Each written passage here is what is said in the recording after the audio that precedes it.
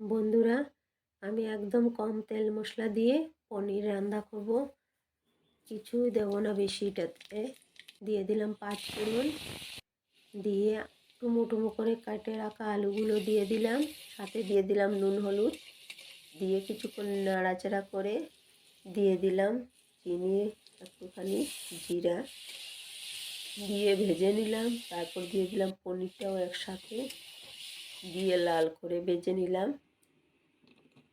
একটুখানি আদা আর 4-5টা কাঁচা লঙ্কা পেস্ট করে নিলাম, দিয়ে দিলাম। এটাও সাথে দিয়ে ভালো করে এটাকে নাড়াচাড়া করে মশলার কাঁচা গন্ধটা চলে যাওয়ার পর দিয়ে দিলাম জল।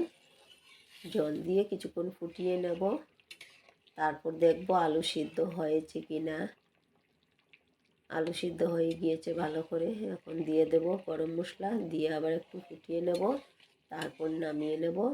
কেমন লাগলো বন্ধুরা আমার পনির রেসিপি জানাবেন।